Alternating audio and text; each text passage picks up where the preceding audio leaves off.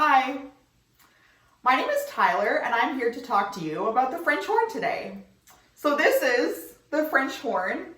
I like to describe it as an alto brass instrument because in most contexts, I say most contexts, sometimes things can change, it plays lower than something like a trumpet, but higher than something like a trombone, for example. The French horn has a lot of different parts, but I'm going to keep it simple today. One of those is the mouthpiece. This is where the horn player will vibrate their lips to produce a sound on the instrument. These vibrations will travel through the mouthpiece and this pipe here that we call the lead pipe. I should mention that the lead pipe is actually where the mouthpiece goes in.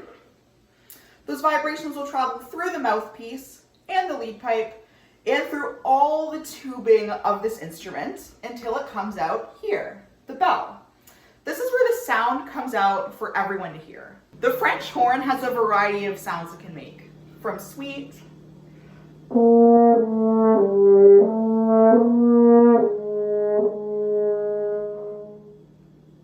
to heroic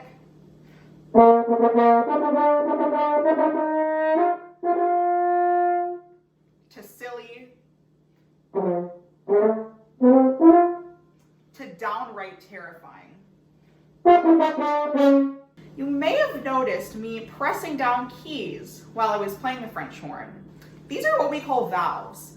These change the length of tubing within the instrument so the brass player can access all notes within the chromatic scale. Each valve, 1, 2, and 3, has a corresponding tuning slide that can be pulled in or out. This just helps tune each individual valve better. The French horn also has a main or general tuning slide right here. It can be pulled out to make the instrument flatter or in to make the instrument sharper. The French horn is very unique in that the player operates its valves with their left hand, like this, while their right hand is actually in the bell of the instrument.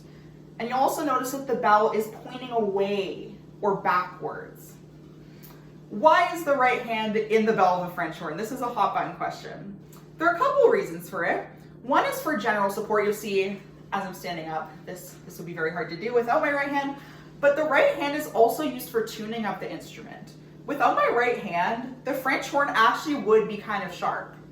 And the right hand can also be used to fine tune certain notes. They can put their hand in or out if they feel a couple notes are a bit too sharp or flat.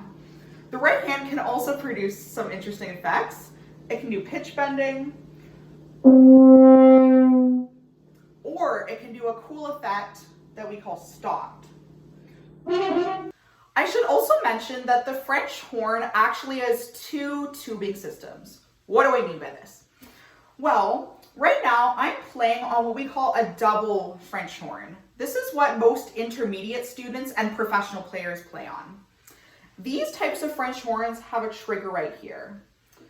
I'm not going to bog you down with a bunch of details, but essentially what this trigger does is changes the pitching or tubing system of the instrument.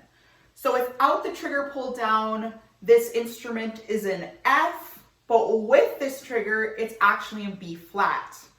And because of these 2 different tubing systems, the French horn requires a lot of tuning slides. We'll have our tuning slides for 1, 2, 3 on the F side, but when we pull down that trigger to get to the B flat side, we'll also need tuning slides for the 1, 2, 3 valves of the B flat side. We'll also have our main tuning slide here, as I mentioned before, but we also have an F tuning slide, a B flat tuning slide, and even a trigger slide. There's a lot of different parts to this instrument. That is all I have to say about the French horn. I hope you enjoyed it.